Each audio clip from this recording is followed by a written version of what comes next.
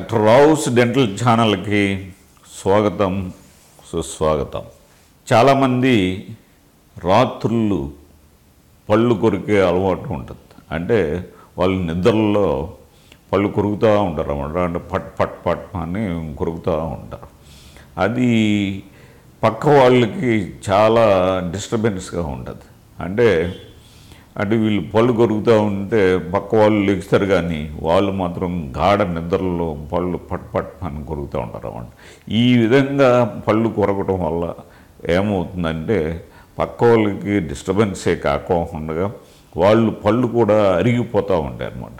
అంటే ఈ విధంగా పై పళ్ళు కింద పళ్ళు రాపిడికి పళ్ళు అరిగిపోయి పళ్ళు జూమని లాగటం, తర్వాత ఎక్కువ అరిగిపోయినట్లయితే పంటి యొక్క మధ్య భాగంలో ఉన్న బ్లడ్ వెసల్స్, నెర్వ్స్ కూడా ఓపెన్ అయిపోయి చివరికి పన్ను పాడైపోవడం, చాలా నొప్పి రావడం అనేది జరుగుతూ ఉంటుంది అన్నమాట.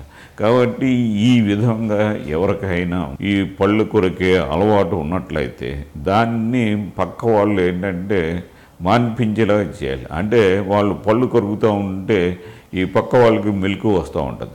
ఆ మెలకు వచ్చినప్పుడు వాళ్ళని గట్టిగా తట్టాలి, లేకపోతే కొట్టాలి. ఈ విధంగా కొట్టినట్లయితే ఉలికిపడి వాళ్ళు లేచి ఏమైంది ఏంటి అని అడుగుతారు.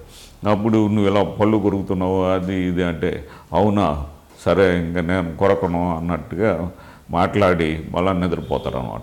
ఇట్లాగా పదే పదే చేసినట్లయితే, అంటే ప్రతిరోజు కూడా ఆ విధంగా తల్లిదండ్రులు కానీ పక్కన ఉన్న వాళ్ళు కానీ చేసినట్లయితే వాళ్ళు ఆ అలవాటు నుంచి మానేయటానికి అవకాశం ఉంటుంది.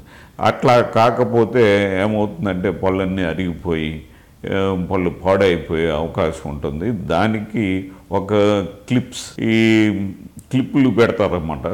ఆ క్లిప్పులు పెట్టించుకున్నట్లయితే అవి పళ్ళు తగలకోకుండా పళ్ళు అరక్కోకుండా ఉంటాయి. కాబట్టి ఈ విషయంలో దంత వైద్యులను సంప్రదించినట్లయితే ఈ పళ్ళు కొరక్కోకుండా ఒక ప్రత్యేకమైన క్లిప్ ఉంది. అవి క్లిప్ పెట్టుకుని పడుకున్నట్లయితే అవి పళ్ళు కొరక్కోకుండా ఉంటారు. ఈ విధంగా కొంతకాలం కంటిన్యూ చేస్తే ఆటోమేటిక్గా ఈ పళ్ళు కొరకటం అనే అలవాటు నుంచి మనం బయటపడవచ్చు. కాబట్టి ఈ విషయాన్ని మీరు గుర్తించి తగు జాగ్రత్తలు తర్వాత ట్రీట్మెంట్ తీసుకోవాల్సిందిగా నేను కోరుతా ఉన్నాను.